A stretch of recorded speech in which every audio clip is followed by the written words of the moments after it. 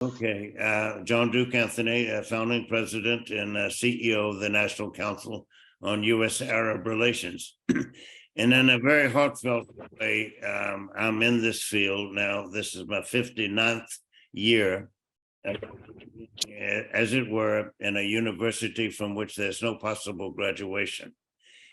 Only on the best of days do I get an incomplete. And I would dare to say that pretty much describes the situation with so many others, and not least those who are dealing with the humanistic, heartrending, tragic, and trauma-induced issues pertaining to refugees and people who are the victims of trauma and tragedy through no fault of their own.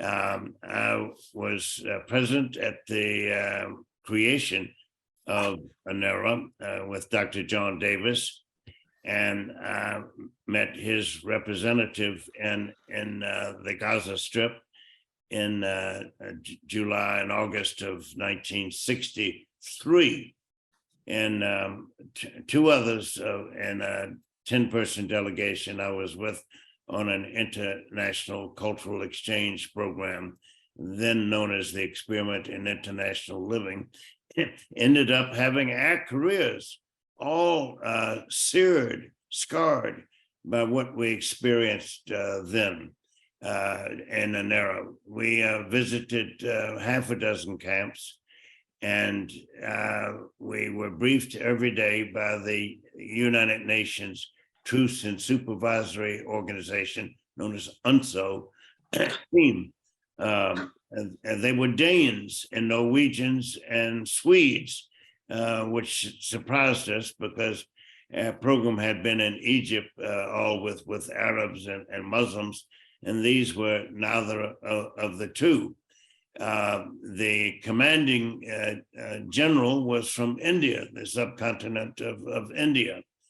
And as we had our daily briefings, which were about a half an hour, 45 minutes with question and answers, it turned our heads around and left us mentally, intellectually upside down and inside out, because all of us, without exception, different degrees and variations, had been, for lack of a better word, brainwashed or indoctrinated with only one side of the Arab-Israeli conflict and the Israeli-Palestinian component thereof. And so when we heard these people from Finland and Denmark and Norway and Sweden tell us that they had 100% cooperation from the Palestinian Arab Christians and Muslims, and close to zero cooperation from the Israelis, and that the violators of the overall context and background and perspective for the ceasefire and the truce that Under Secretary of the United Nations, Ralph Bunche, who received the Nobel Peace Prize, had attained, this startled us, and we were not prepared for that. And it went on day after day after day like this. And a typical situation of the violation of the truce would have been an emotion-wrought Palestinian stealing across double entendre the border at night with the cover of darkness to try to find his orchard and bring back oranges or other citrus to his family in the camps. And he would have been shot and killed or seriously wounded in that attempt. So that would have constituted a violation, but that would have given you something about the moral, the ethical, the complex components of this conflict that persists to this day. And virtually none of us could speak about this between and amongst ourselves for more than a week afterwards without our voice breaking and tears welling in our eyes. And in my case, in the case of two others, we vowed that we would devote our lives to doing whatever we could to try to educate, inform, and provide meaningful insight to people who were as blind and ignorant and had been as brainwashed as we were. And so here we are 59 years later. So that was the context. And then comes the June 67 war and the Israeli invasion of Egypt, and the devastation brought to the Arabs of Eastern Jerusalem and Gaza and the West Bank. It began with a blanket campaign with Robert Anton Mertz, who has been a vice president of Anera, and John P. Richardson, who became its first founding president before Peter Gupser, going door to door and asking people could they contribute a blanket for the oncoming late autumn and winter, where the Palestinians, where there were no comparable camps such as subsequently were instituted. So that was the background. Imagine if thousands of Americans could have had the same kind of experience, or just a fraction of the experience that we had. I have no doubt in my mind how differently informed the American public would be about the roots of this conflict, the violators of spoken words about being in favor of peace, when the words come so easy, but the actions are so insincere and elusive on the ground. And there has not been, except one, the most recent one gala in all of these years of Anera's existence that I have missed. And that was because of a schedule conflict having to do with two of the people in your room at this moment, that evening. But otherwise, I was present and accounted for on all of those occasions. And my heart was with you vicariously, if not there with you and present. For a time, I was treasurer of Anera and enjoyed that position and occupation and the focus and the seriousness of it immensely. So that's just background, something in the context, something in the perspective. And that you have existed and persisted all these years is a marvel and a testament to perseverance and survivability and sustainability, but not by yourselves alone, not by your emotions, not by what drives you ethically and morally there, or spiritually, aspirationally, but also by the supporters of Anera, and not least those who, from the pharmaceutical industry, that year after year would be generous in contributing parts of their products to ease the life and ease the pain and manage the pain of so many people, Palestinians. But then Lebanon was added too, especially after the Israeli invasion of Lebanon in 1982, when the Israelis violated the then existent 9-month ceasefire, and something like 400,000 Lebanese were rendered homeless. And during that time, the tragedy of the refugee camp in Beirut of Sabra Shatila occurred. But until now, there is a one-sided discussion, almost one hand clapping. And if you look at the legislative branch of the United States, one never wants to use the word hopeless or helpless, but there is essentially no other side than the Israeli side with regard to issues pertaining to refugees or the absence of peace or matters pertaining to extremism, militant extremism, and the like. So your work is cut out for you, has been so from the beginning, and we are all hearts and ears to work with you however we can to spread the word and to be as supportive as possible. Our mission is educational, which supplements yours as a humanitarian focus. And we've been pleased and proud to provide Anera with an intern for years on end, and will continue to do so proudly. By way of background, this is just to give you a perspective on how one long-term participant, supporter, laborer in the vineyard, if you will, came to this situation. And if this happened to 3 out of 10 of us, just imagine what could happen if Anera's existence and word and its programs, its projects, its events, its activities, its personnel, its recipients, its beneficiaries, its stalwart supporters could be multiplied in number. I hope in your deliberations something of the sort can be touched on and recorded, written up in the form of a memorandum so that all of us can benefit. Those are my introductory remarks, and I'll turn it back to you. I think that probably was 5 minutes and 5 seconds. I think you just about hit the mark. We're gonna hear from the president and CEO, Sean Carroll. Sean, if you will.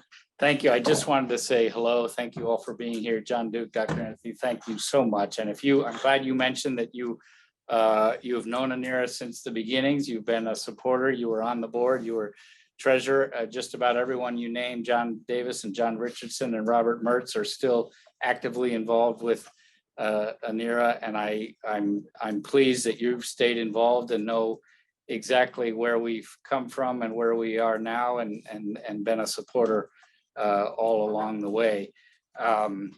You may not know. That's one word that I could add. I didn't mention the name of Peter Gupser, Peter Anton Gupser. Peter was a founding treasurer of the National Council on U.S. Arab Relations, and remained so for until he passed.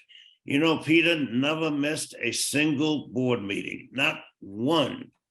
And we had sometimes 6 board meetings a year. Peter was always present and accounted for. And his work outside of Anera with this Washington Institute that links non-governmental organizations together, where they meet and share information about best practices, he would bring that to us, and including your accounting system, your accrual accounting system, that's ours. We imported it through Peter. And from my apologies. From Anera. No, that's all right. There's a masochistic bone in all of us. Well, thank you. I never fail to learn in talking with you and hearing from you, so I appreciate it. And just I'll turn back to Janelle, turn over to our Lebanese colleagues. You may not know just how big Anera has gotten. For the 3rd year in a row, we've delivered more than $100 million in assistance, and actually Lebanon is our largest program. So more than half of that 100 million each year over the past 3 years is for medical donations to Lebanon and for programs in Lebanon. I'm very pleased that we're going to talk about our programming in Lebanon here, and you're going to hear from our country director and 2 other of our leaders from our staff. Thank you all for being here. Okay, and with that, I'm going to give everyone a chance. I'm going to give our 3 wonderful panelists a chance to introduce themselves, and then we can begin the conversation. Samar. Hello, I'm Samar Al Yassir. I'm the country director of Lebanon. Hello, everyone, and thank you so much for coming and for giving us the floor to tell you more about what's happening in Lebanon. So my name is Lama Ghaddar and I work as a program manager at Anera, Lebanon. Hello, everyone. My name is Lin Ataya. I'm the education program manager at Anera, Lebanon. Thank you so much for having us. and I look forward for a very interesting and exciting conversation. All right. Thank you. It's really my name is good morning, good afternoon, good evening, wherever you are in the world. My name is Patrick Mancino. I work with for Dr. John Duke Anthony as Executive Vice President at the National Council on U.S.-Arab Relations, and not a day passes where I'm not just inspired but intrigued, and we're all in the field here, and it's great to be with fellow colleagues, and especially those that are on the ground in Lebanon, doing the laboring to address a situation that the world really needs to start paying a little bit closer attention to. The focus of today's event, the title, of course, is Restoring Hope and Crisis: Responses to the Economic Collapse in Lebanon. And I just wanted to take just a moment of personal opportunity here to just focus a little bit. What is the economic collapse in Lebanon? What are we talking about for audiences in the United States and audiences abroad? Well, let's look at some international statistics before we go to the questions for our folks on the ground, just to try to paint an impartial picture here that you can step back and be clinical, detached, and make an analysis for yourself. So the situation in Lebanon, according to Human Rights Watch, the United Nations, various reputable international organizations, is as follows. 80% of the residents do not have access to basic rights, including health, education, adequate standards of living, housing, electricity. The World Bank has described the situation in Lebanon as, quote, a deliberate depression. The Lebanese pound has lost 90% of its value since October 19th. And to add injury to insult, people's ability to access basic goods, food, water, healthcare, and education, if they're lucky. Widespread electricity blackouts lasting up to 23 hours per day. And finally, if that's not enough to really make you take stock of what we're talking about today, 78% of the population of Lebanon at the moment, according to the United Nations, is in poverty, triple the estimated number in 2020. 36% of the population live in extreme poverty, up from 8% in 2019 and 23% in 2020. Now, to add on to that, to just give you a little bit of background and context, Lebanon also is hosting lots of refugees from Syria, from the neighboring countries, on top of the own internal situation that's going on. But it's an honor to be here, Dr. Anthony. Your context is always so important as well. Sean, thank you again. Maybe just a few questions from here to our folks that are on the ground. Of course, Samar is the country director for Anera, and she has extensive work in this field over 20 years. And Samar, just 3 years ago, we in America heard a little bit that there was a big protest movement for political change in Lebanon, that people demanded accountability and change from their leaders. And there was a lot of optimism and hope, we hear. And we still feel that sense of optimism in Lebanon, especially among the youth bulge, the youth population. But since then, we've seen, the Beirut port explosion. For Americans that have never heard about the Beirut port explosion, 219 people perished, 7,000 people were wounded, hundreds with permanent disabilities, and the perpetrators of the blast at the port have never really been brought to justice. So can you tell us just a little bit about what are the people's top concerns right now? What do you hear? What do you see on the ground in Lebanon? And do you see reason for hope?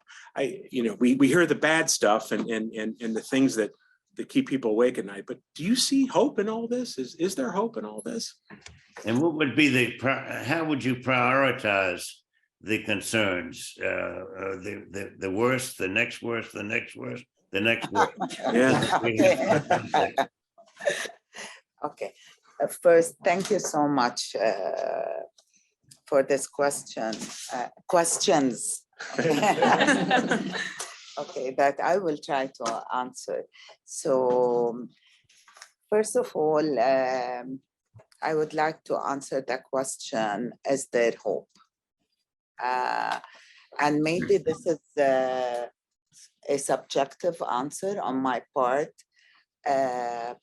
I think as long as we exist, as long as we're hopeful, so there's hope among this hopeless situation. Yes, because I think we believe in people. In Lebanon is known for many things. It's known for its good food, its beautiful landscape, but it's also known for its wonderful people. The people of Lebanon have demonstrated over centuries their strength, stamina, their intelligence, their contribution to all countries of the world. In every continent or country you go, you'll find a Lebanese who has done something, achieved something, And so are we hopeful? Yes, of course. Of course we're hopeful, because the people of Lebanon are a strong people. Unfortunately, we have bad leaders, right? And we're not very fortunate with our neighbors as well, So within this, we're going through a very, very difficult time in our history. Lebanon, even during the civil war, did not. Our economy did not hurt as much. This is the worst economic crisis Lebanon has ever witnessed, or any of the world has witnessed. So we believe that will this situation improve? It needs time. It needs time. During the October uprising of 2019, we were very hopeful that we can change some of the political elite. It didn't happen, simply because of the imbalance of power. Civilians against armed people is not an equal, balance of power. So we work at Anera to give hope and restore hope. Most of our programs in Lebanon address basic needs, so which comes to and restoring hope. So my colleagues will talk to you in a minute about some of these programs. But for us to answer the question on what are the basic needs of people, everything. So, basic needs, we mean prioritize them because okay, we're Americans. We okay. don't live Yeah, in okay. this situation day to day. I don't wake up in Beirut and I go to my light switch and the electricity doesn't go on. Okay, so Or yeah, I can't turn on the computer or the radio or my cell phone. The service is not good. I can't charge it. What's life like? Tell us. Okay. We don't know this. Okay, so living in Lebanon means that suddenly you found yourself, for the majority of who don't work for international companies, if you are a public servant or working for their local organization, suddenly your salary is worth only 10% of what it used to be. So what does that mean when you go to the supermarket? Or if you can, is there a black market? How do you? It means that if you were getting, say, $1,000, worth $1,000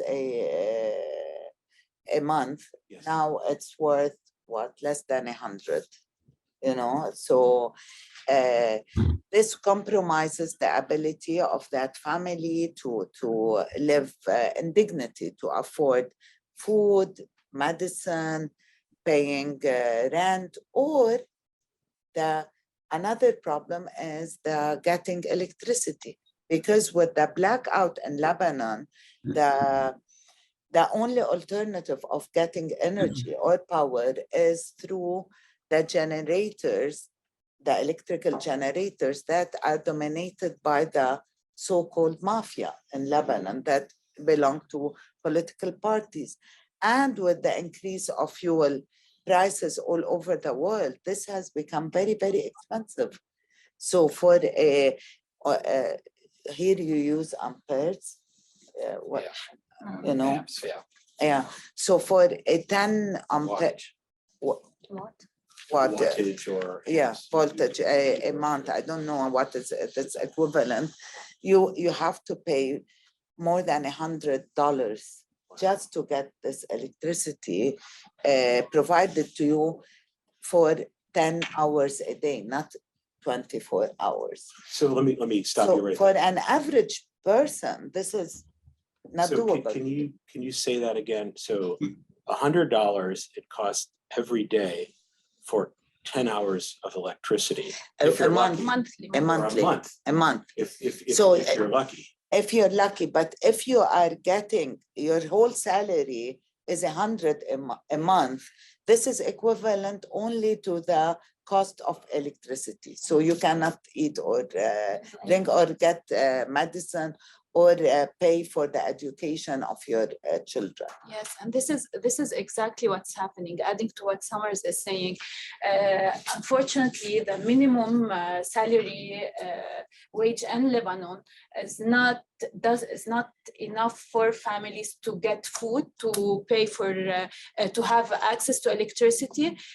Most of the families, honestly, in Lebanon, especially in Beirut, they don't have electricity most of the time because they cannot afford paying for the motor or for the electricity. Yes. So by answering your question, what does this mean by not any family can go to the supermarket or to the market and get bread, get only the basic need to just eat and drink water. It's that bad. And this is, we're not even mentioning the transportation cost that is, that because we don't have public transportation.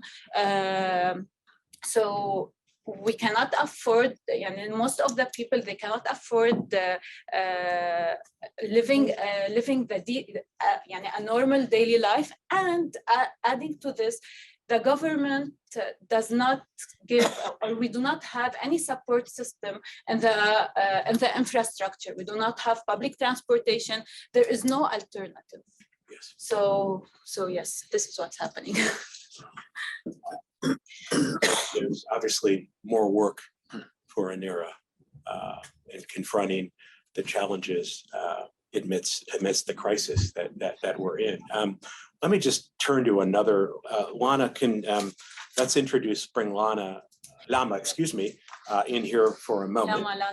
Lama is a project manager with Anera's Lebanon office and has led the management of a community-based solid waste management program since 2017. Lama, the question for you is, we've heard in the news that basic government services such as trash pickup and garbage has been a struggle in Lebanon throughout the country, and unregulated open waste burning has major consequences for public health, and of course our environment. Short of a major overhaul of the waste disposal system, can NGOs like Anera and other civil society organizations have an impact to address this situation? And that's one question. And then what steps can organizations such as Anera take to help transition Lebanon towards a more sustainable and green system of waste disposal to confront the environmental impacts that waste and burning have on our environment? So I'll ask you, Lama, that question. Yeah. Those questions. Yeah, this is a big question. Okay, so actually, first, thank you so much for your question. Before trying to answer your question, I just want to say honestly, I've been working in the NGO sector for the last 10 or 11 years, and it was always. It was always challenging. However, honestly, from a personal experience, the last 3 years were the most challenging experience and years, and I don't know, and it's so frustrating. And Dr. John has mentioned that it is frustrating. Yeah, it is frustrating because, you know, when I hear your question right now, and this is not something that we as community members even should be thinking about these solutions for such problems and such issues. However, what we've been trying to do the last 3 years is trying to cover the gaps, to fill into the minimum gaps where we can just where we can support our communities. And when we are saying our communities, we're talking about Lebanese, we're talking about refugees, we're talking about the Palestinian, the Syrian. It's not only Lebanese. So it is challenging, and unfortunately sometimes we are kind of frustrated because we don't have answers for these questions, and we cannot find solutions. We cannot always find solutions for the source of the problem or the issue. So this is why sometimes we feel like no, it's too much for us. However, and we, as Samar mentioned, we always do our best to look for solutions and to find hope in everything we do, especially at Anera. Talking about the solid waste management issue in Lebanon, the challenge or the issue in the solid waste management, we have a story for the solid waste management as everything in Lebanon. The solid waste management system in Lebanon. Actually, in 2015, the garbage crisis has started, and there was waste all over the street in Lebanon. I don't know if you heard about it, but back then the issue or the challenge was mainly because of the monopolies that took over the trash. After that, and in 2018, we have worked as organizations, local organizations, and international organizations, along with the government, to lobby for us and integrate for a solid waste management system law. And in 2018, there was we succeeded to have an integrated solid waste management in Lebanon, and the main purpose of it was to decentralize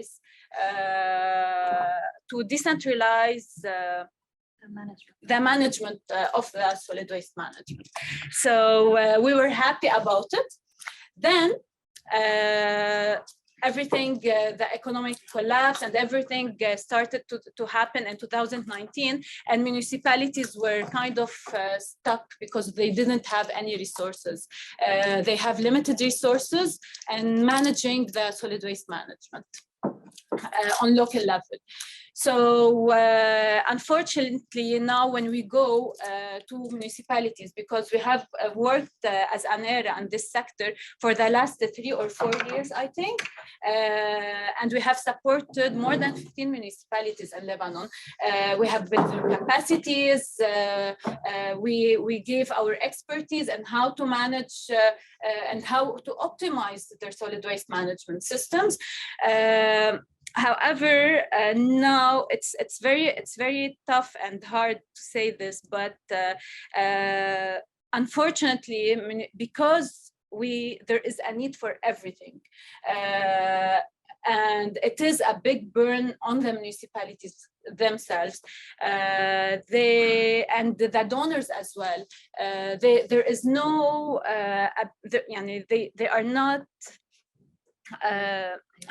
They are kind of ignoring now the solid waste management system because there are other priorities, right? So and even for example, when we go and when we talk to the mayors in the municipalities, they will be. I remember 1 month ago I went to one of the municipalities because we always go and do assessments and do consultations to know and to hear from them what are the needs. And I remember one of the mayors was like, okay, I was asking him about the priorities, and then he was like, no, we really need water, we really need the solar panels for the wells, because the households they do not have access to water. And then I was asking him about the solid waste management system, and unfortunately he was like, no, I can walk in the street and I can just ignore or disregard the waste on the street. And I was like, oh my God. Yeah, but may I add something, Lama? This is on a general level, but what we try to do in Anera is within this chaos and this big problem is to create a model of hope. Yes. The model that was created is to show municipalities and communities we can't, as Lama said, solve the situation at national level, but we were able to provide hope. And this is the topic. Hope that how can we, through this crisis, create opportunities of work and income generating to individuals and the municipalities from recycled waste. And I think this is worth sharing with everybody. So you have thousands of hundreds or thousands of families who were recycling, sorting at source, selling plastic, selling or recyclables and earning income. So this is a win-win situation of where we were able to show hope in a situation of darkness. Yes. Another thing that we were able to do at the municipality level is that Anera helped a number of municipalities to have recycling facilities where they would collect garbage and sort it and resell recyclables and use organic waste to produce fertilizers. So this is also another hope given within this crisis. So while it is, a big crisis, hope was able to find its way through these interventions. And Samar, if I may add, we also integrate between our programs. For Definitely. example, within our education program, we educate youth on solar panel installations. So we said, why not let these youth install solar panels on the rooftops of the solid waste management facilities so that it would be a win-win situation. So at Anera, Lebanon, this is what we do. We integrate different programs so that we could leverage yeah. Let us go to you, Ms. Lean Yes. Ataya. Patrick, can we ask a subsidiary question to yours? Because none of us are in Lebanon. Could you just walk us through what happens on a day when people put out that trash? Does someone come regularly, predictably to pick it up? Is this a government vehicle, transportation, a municipal employee? Do they take it? Where do they take it? and what happens when they take it, or does it just pile up in front of one's house in the street? Can you give us a more graphic, illustrative picture of what happens with this garbage waste disposal handling challenge? Well, actually, and honestly, it depends if there is fuel or not, because unfortunately the collection systems is currently now depends on the fuel. So if I go and I put the garbage, most probably it's not gonna be picked up in the same day. What the municipalities are trying to do right now is to Collect.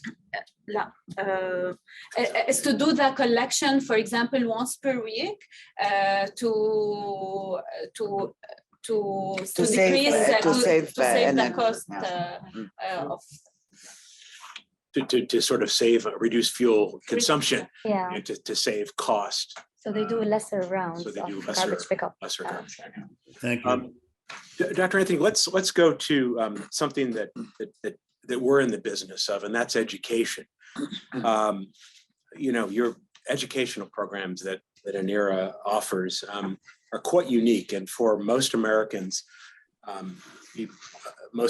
including myself, prior to being introduced to the worldwide refugee situation, it's very hard for us to understand that, in certain countries across the world, in the Arab region, there's a large number of refugees, people that have fled or internally displaced or externally displaced, that are living there in whether it's camps or communities or with family members. I think there's about 900,000 Syrian refugees that live in Lebanon, another 300,000 on top of that. The UN says that live informally among family members. We have about 45% of the 475,000 UNRWA refugees that are registered live in Lebanon. Lean, you've been involved in this educational work. You're responsible. You oversee Anera's education work in 5 regional offices located in these vulnerable refugee communities.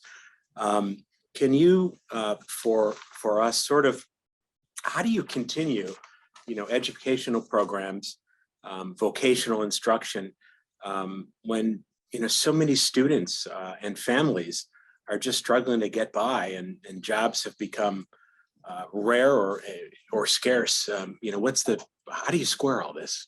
Tell us a little bit. Okay, so basically what Anera does, the education program speaks the language of youth. So we've been there on the ground for so many years, and now we know what they want. We know what they need.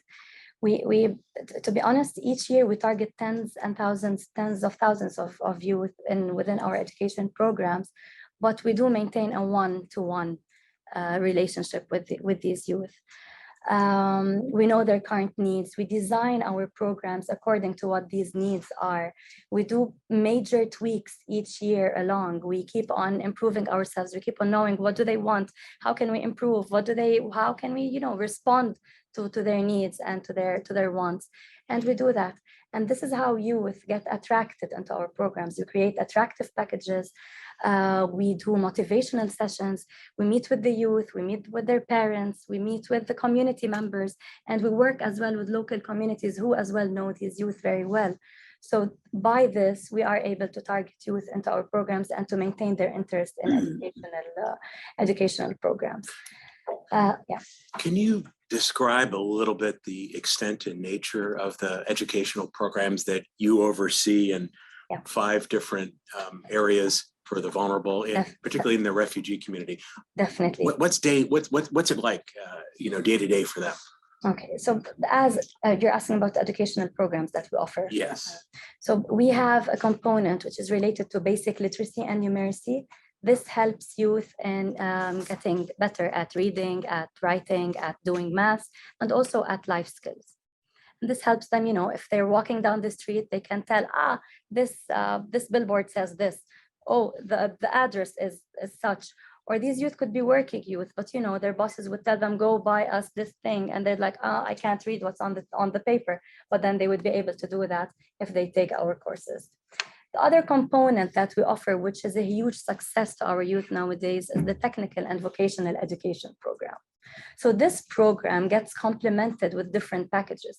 We do not only give them pure technical and vocational education programs, but we give them career guidance, we give them employment skills, we give them life skills and positive leadership, and we give them apprenticeship opportunities that are paid so that they would have a genuine work simulation of what they have learned and, hands-on experience while they're in the actual field. And thus they would obtain an opportunity for them to get a place at that apprentice or at that small and medium enterprise, or the place that they have done their cash for work. However, I would like to say that speaking of bringing hope, there's something I've said at the board meeting, and I would love to say it all over again: the fact that we pave the way for hope to find its way. Paving that way means that we build effort in the marketplace. So when we say that there's scarcity in jobs, this is more or less not true when you go down to the field. You would actually find jobs, but what is lacking is the link between those youth and the job. So what Anera does is we go there, we map those enterprises, and more likely now, private sector, medium and large private sector enterprises. We find these job opportunities and we train our youth to at the end up being at these job opportunities. We do not just train them and set them free. So, you talked about technical training and vocational training. yes. What can you be a little bit more specific? Kind of like what are the actual programs that you're delivering on the ground for these people? Okay, so we provide a vast type of sectors. It could range from hospitality to construction to IT and digital reform, and digital skills, which is what we are trying to focus on right now.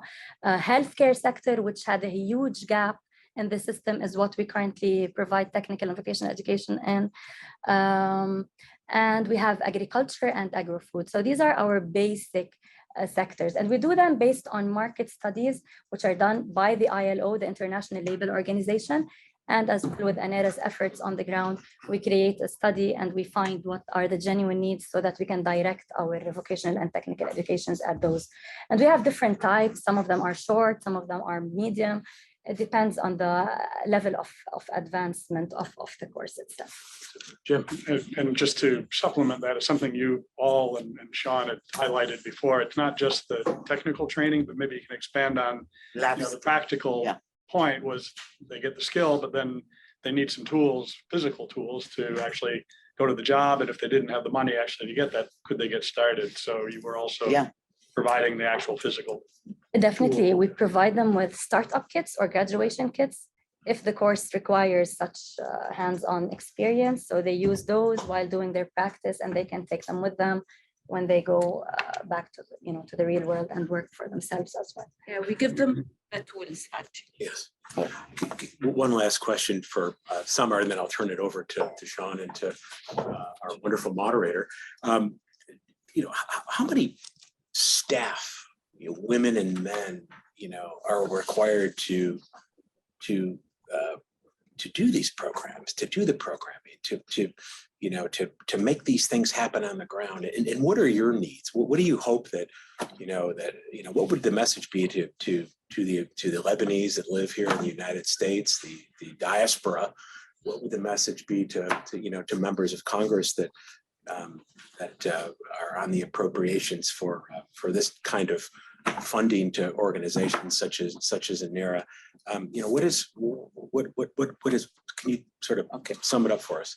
Yeah, so how many staff are there in Lebanon? Now it's 95, and we have like 200 plus volunteers on the ground, and we have offices all over Lebanon. We have offices in Akkar and Tripoli and Zahli and Saida and Tyre, and of course in Beirut. So what do we need? We need the continuation of support to Lebanon. Lebanon during these difficult times is calling for support from its diaspora, from the Congress, from USAID, you know. Lebanon is in dire need for support nowadays because it has fallen. And we need to help pick it up, help support its people in all basic needs. And going back to hope is also, we see, as Lean and Lama have demonstrated, is that with support of Anera and organizations like Anera, we're not only filling basic needs, we're helping spread hopefulness by and using the crisis as opportunities to advance the message of hope. For example, Anera during last year has pushed for renewable energy agenda, and we helped install renewable energy on healthcare centers and community care centers. This not only has helped build their sustainability and their operational ability, which is much needed, but also we're also spreading this message of hope and agenda of renewable energy, that even when hopefully electricity is back on the grid, we will have also this green energy is there to stay, right? Yeah. So for us, this is very, very important. Maybe I can turn it over to our wonderful moderator. Sure. So we do have a couple questions, and you might have addressed it already, Samir, but Willard says, hi, Willard, how are you? Given the broad set of challenges facing the Lebanese society, a fully mobilized response is needed. Who or what are Anera's key partners in country to help address those challenges? I know you guys work in such different sectors every day that you must have like different arms of people that you work with every day. It must change. So Yes. Yes, so we work with various local civil society organizations. As in the beginning, it was addressed, Anera works in different sectors. So we work on health, education, food security, energy, and community development, and the relief one relief efforts are needed. So as a rule, we work with civil society organizations who are present in the localities, in the hard to reach communities that we target.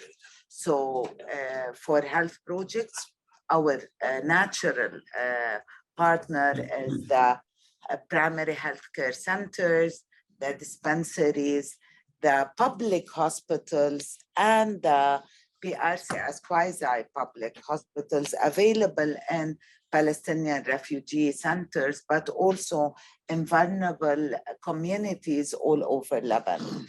We are in our education, the educational centers and community centers likewise available there. So these are our partners. We partner with more than 200 of these local centers that are spread all over Lebanon. wow. Okay, and it looks like we have time for one final question, and it's from Abbas. It says, it's a tough cause to spread hope in a country that seems to be collapsing in itself. So how do you measure success at Anera, and what kind of restrictions do you face while you try to serve the people of your country? Okay, so Anera is also a professional organization that measures its results. So monitoring and evaluation, accountability and learning is a big component of what we do. So we measure the success through measurable targets. So in education, the number of not only youth who completed education, but also the impact that we're leaving, how many were able to find work, how many were able to go back to school, how many were able to, from our Generate solid waste to income. generate income out of the tonnage of recyclable material sold or collected. So we use very concrete measurable results to measure our results. And also this is part of accountability, reporting these results to our donors and supporters. Wow. Well, I feel like I've gotten a lot of information in the last hour. We want to thank everyone online for logging in and viewing this conversation with us. Dr. Anthony, thank you so much for giving remarks and for being a part of this. And we'd also like to thank both groups of staff members from both Nukusar and from Anera. If you have any questions about the state of Lebanon, or if you'd like to continue the conversation, please send us an email at anera@anera.org, and who will be happy to get back to you as soon as we can. Thank you everyone for attending. Dr. Anthony, do you? No, I have no further remarks, but I see where there on the chat thing, there is a question from the listener or the viewership. I don't know how to access them or allow them to access you. Can you provide guidance on that? I see that there are 2 for the Q&A and 1 on the chat. Shouldn't you allow them access to put a question to anyone? Oh, yes, sir. I asked those questions. I just made believe like they were my questions. They were actually questions from the chat. All right. No, I have no further remarks. I've learned a lot, and I've taken notes as well. And I see that the Pasquinis are here, and I hope that they have taken good notes and that they will appear in the Washington Report on Middle East Affairs. So it has thousands of readers. Devour it, read it from cover to cover, each issue that I receive. So there's that going forward, where people will benefit from what you have so superbly moderated and choreographed today. Well, thank you so much. Everyone have a good day, and we will see you next time. Bye-bye. Thank you. Great.